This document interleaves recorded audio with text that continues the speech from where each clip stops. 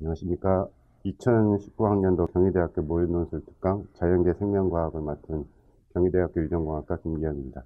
그럼 모의논술 특강을 시작하겠습니다. 그럼 먼저 출제를 말씀드리겠습니다. 2019학년도 경희대학교 모의논술고사는 고교생명과학 1과 2의 기본 개념들을 이해하고 있으며 이를 기반으로 과학적 응용을 통하여 통합적 사고틀 안에서 학생들의 창의력, 이해 능력, 그리고 논리적 사고 능력, 해석력, 그리고 설명 능력을 측정할 수 있도록 출제되었습니다. 따라서 고등학교 고교 생명과학 1, 2 교육과정을 충실히 이수한 학생 중 기본 개념을 잘 이해하고 있는 학생이라면 누구든지 풀 수 있는 문제들로 구성하였지만 단순한 암기 능력을 검사하는 것은 피하였습니다.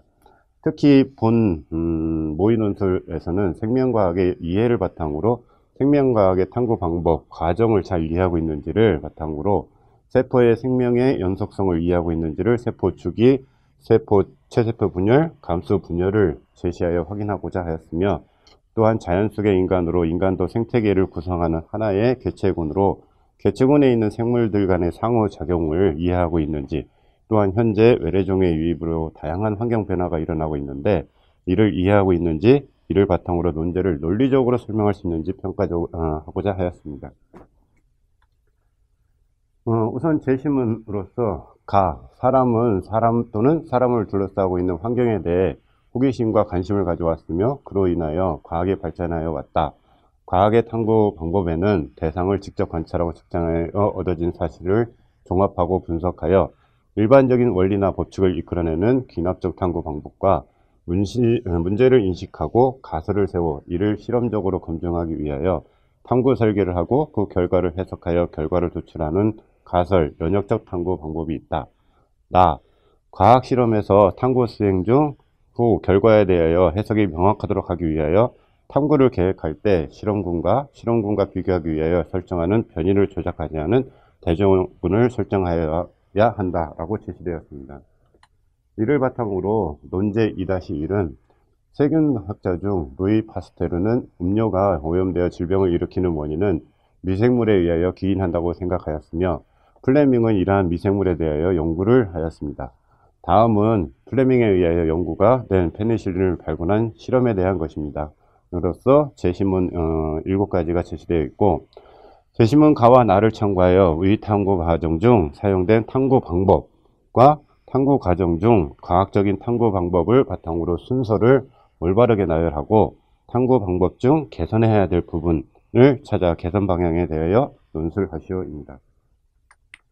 예시 답안으로는 우선 3가지에 대해서 답을 해야 되는데 첫 번째 가설을 통한 연역적 연구 방법이라는 것과 이 과학적인 탐구를 바탕으로 탐구는 2, 5, 3, 1, 6, 4, 7 또는 2, 5, 1, 3, 6, 4, 7 순서로 이루어져야 한다는 것입니다. 그 순서를 보면은 우선 푸른 곰팡이가 있는 부분에 있어서는 세균이 살지 못함을 관찰하고 푸른 곰팡이의 어떤 성분이 세균을 자라지 못하게 하는지 의문을 품게 되었으며 다양한 종류의 세균의 배양을 준비하고 푸른 곰팡이를 순서 배양한 후 배양액을 분리하고 다양한 종류의 세균의 푸른 곰팡이 배양액을 넣어준 다음 배양하여 푸른 곰팡이 배양액을 넣어준 곳에서 세균이 자라지 못함을 관찰하게 됩니다. 푸른 곰팡이의 배양액에 있는 물질에 의하여 세균의 증식이 억제된다는 결론을 도출하게 되는데 즉 생명과학의 탐구 방법은 사실의 관찰, 문제 인식이 있어야 하며 그에 따라 가설을 설정하고 탐구를 설정하고 수행해야 합니다. 이를 바탕으로 분석과 해석이 있은 후에 결과를 도출하게 됩니다. 이러한 순서로 작성을 하시면 됩니다. 그리고 이 경우 중요한 것 중 하나가 변인의 설정으로 대조군을 설정해야 하는데 위 탐구 과정에서 이러한 내용이 없습니다. 따라서 위 탐구 과정 중에서 푸른 곰팡이를 순수 배양한 후 배양액을 넣어준 그룹과 넣어주지 않은 그룹 간의 비교가 들어가게 되면 더 좋은 결과를 얻을 수 있습니다. 제시문 단은 효모는 한 쌍의 동일한 염색체를 가지고 생활할 수도 있으며 한 벌의 염색체만을 가지고 생활할 수도 있습니다. 2배체를 가진 효모는 무성생식을 하며 반수체를 가진 효모는 무성생식뿐만 아니라 A형과 알파형이 존재하여 유성생식으로도 생활할 수 있습니다. 제시문 라는 각 세포는 성장을 하고 성장이 충분히 이루어지면 성장을 멈추고 분열을 하게 되는데, 세포의 분열은 생물의 성장, 조직의 재생, 각 기관의 기능 유지를 위해 모세포와 동일한 유전 물질을 가진 딸세포를 형성하는 체세포 분열 과정과 생식기관에서 생식세포를 만들기 위한 감수 분열이 있습니다. DNA 복제 과정은 매우 복잡한 과정으로 각 주형 가닥의 염기와 상보적으로 결합하는 새로운 뉴클레오타이드의 3번 말단에 계속적으로 연결하는 방식으로 일어납니다.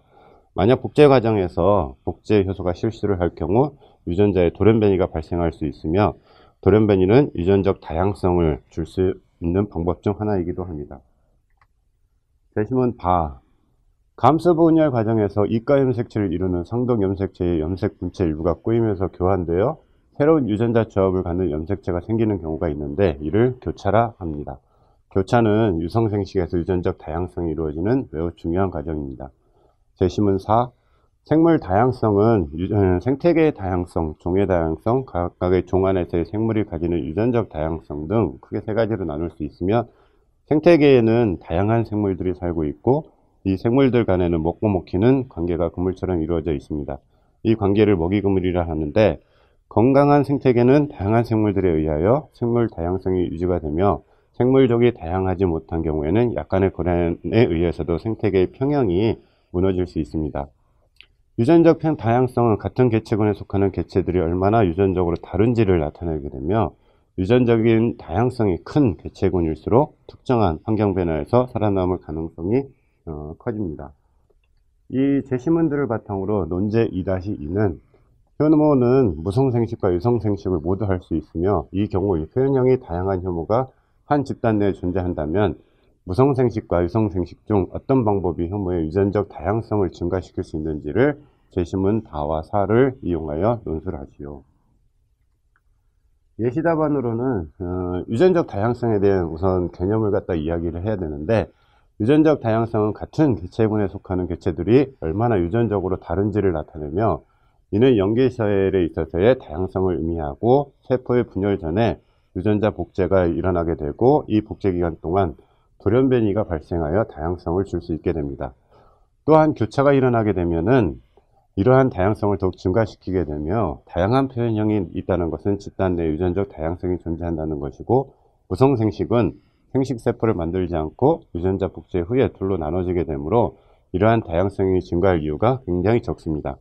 하지만 유성생식의 경우 두 유전자 간의 변이가 존재할 확률이 있고, 이들 간의 교차에 의하여 더욱 다양하게 섞이게 됨으로써 유전적 다양성이 커지게 됩니다. 따라서 무성생식보다는 유성생식을 할 경우 유전적 다양성이 커지게 된다고 할 수 있습니다. 논제 2-3도 같은 제시문을 갖다가 바탕으로 풀게 되어 있으며, 2-3은 세포가 분열하기 전에는 간기에 DNA 복제가 일어납니다. EN의 합성을 가진 어떤 세포가 체세포 분열과 감소 분열을 갖다가 각각 하게 되면은 각 일에 진행하는 동안 DNA 복제 과정에서 돌연변이가 일어나게 됩니다. 각 세포 분열의 결과 만들어진 딸세포 중 돌연변이가 관찰될 확률은 얼마인지 제시문을 참고하여 논술을 하시오. 예시 답안은 우선 체세포 분열과 감소 분열에 대해서 이야기를 하고, 그때 나타나는 세포에 있어서의 돌연변이가 있는 세포의 개수를 갖다가 이야기하시면 됩니다. 체세포 분열의 경우 2개의 딸세포를 만들게 되고, 이를 위해 DNA 복제가 필요하게 되는데, 이 경우 1회의 돌연변이가 발생하였다면 2개의 딸세포가 발생하고 각각의 세포 중 하나의 세포에 두 염색체 중 하나의 돌연변이가 있게 됩니다. 따라서 2개 세포 중 하나의 세포에 변이가 있기 때문에 50%의 확률로 변이가 있는 세포를 관찰할 수 있고, 이와 반면에 감소 분열은 4개의 딸세포를 갖다 만드는데 1개의 세포에서 변이가 있는 염색체를 가진 딸세포가 관찰이 되므로 전체 4개 중 하나, 결국 25%의 확률로 변이가 있는 세포를 관찰할 수 있게 됩니다. 제시문 4는 아까 나왔던 걸 다시 보여주고 있고요. R는 대기 중에는 약 78%의 질소가 있으나 대부분의 생물은 이를 직접 이용할 수 없으며, 대기 중의 질소는 아제토박터, 뿌리혹 박테리아 등의 질소 고정세균과 같은 미생물에 의해 고정이 되고 물에 녹을 수 있는 암모늄염, 질산염 등 질소화합물로 전환된 다음 이것이 식물에 흡수되어 생물체의 구성 성분으로 사용된다입니다. 이를 바탕으로 논제 2-4는 다음은 질소 고정 세균을 단독 배양했을 때와 식물과 함께 배양했을 때의 결과와 식물을 질소 고정 세균이 없이 키운 경우와 질소 고정 세균과 함께 키운 경우의 식물 크기를 측정한 결과입니다. 제시문 4와 아 그리고 아래 표를 참고하여 각 식물과 세균의 군집 내 상호작용을 논술하고 질소 고정 세균에 대한 천적 곰팡이가 유입되었을 경우 세균과 생물의 성장에 끼치는 영향에 대해 논술하시오. 예시 답안으로는 우선 세포수를 관찰하고 그 식물의 크기를 갖다가 관찰한 결과를 바탕으로 해석을 해야 됩니다.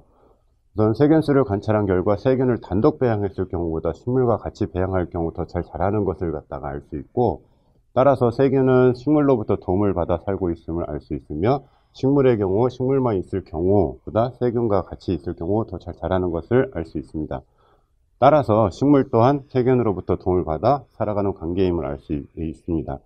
생태계에는 생물들마다 서로 경쟁하거나 포식과 피식 관계, 군소, 공생을 하게 되는데 이는 공생관계를 할 수 있고, 공생관계에는 서로 이득을 보는 상리공생, 한쪽만 이득을 보는 편리공생, 한 개체군이 다른 개체군에 의해 피해를 주는 기생관계가 있으며, 위의 관계는 서로 도움을 받았기 때문에 상리공생관계를 할 수 있습니다. 이 관계에서 외래에서 세균에 대한 천적 곰팡이가 유래하게 되면 세균의 수가 감소하게 되고, 이에 따라서 세균의 수가 감소하게 되면 여기에 영향을 받는 식물의 성장 또한 줄어들게 될 것입니다. 이 또한 이 세균과 식물이 상리 공생관계이기 때문이며, 외래에서 유입한 신규종에 의하여 직접적으로 영향을 받는 개체군뿐만 아니라 생태계 전반에 영향을 받게 되는 이유가 여기에 있다고 할 수 있습니다. 본 특강이 논술을 준비하고 있는 여러분한테 도움이 되었으면 하고, 이상으로 저는 경희대학교 유전공학과에서 재직 중인 김기영이었습니다. 감사합니다.